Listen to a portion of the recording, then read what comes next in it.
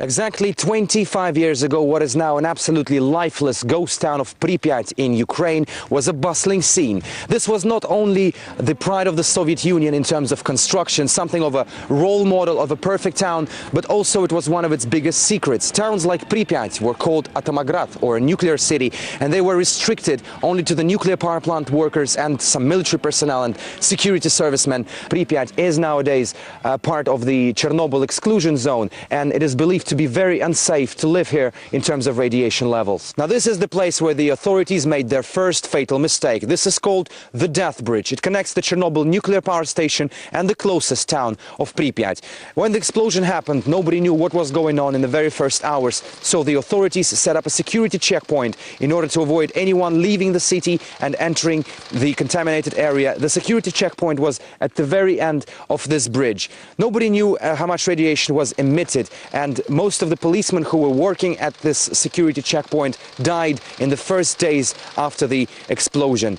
Now, there's a lot of misperception and misunderstanding concerning the levels of radiation in the Chernobyl area or how dangerous it is here. Many speculate as to whether the land is populated with mutants or the levels of radiation would be able to kill a human being within minutes or even seconds. Now, I'm walking in the central part of Pripyat right now, and my radiation meter shows the level of around 140 microrongens per hour. This is, of course, about 5-7 times more than the normal human level, and it may sound scary to some, but this dose of radiation would not kill a human being. But in some parts of Pripyat, radiation levels go much higher. This is now around 320 microrongens, which is more than 15 times more than the normal human level of radiation. But if we just take a little walk to this layer of moss on the ground, you'll see that the radiation level will go dramatically higher.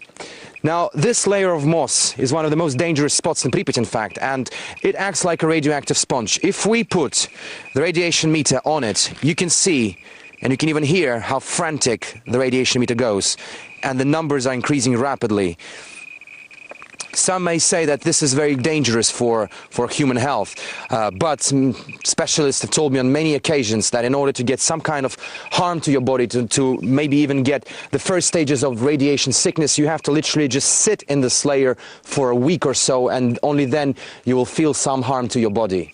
The fallout period of many nuclear particles still remaining in this area amounts to several thousand years. Only few of them actually started their fallout period 25 years since the Chernobyl accident. Should anything like that happen at the Fukushima nuclear reactor, the entire 50, 60, and maybe even 70-kilometer radius would be evacuated. That is according to some experts. But clearly, for this land, for the exclusion zone in Ukraine, still images will remain until the end of times, as this land will never be inhabited again. Alexei Roshevsky, RT, reporting from the Chernobyl exclusion zone in Ukraine.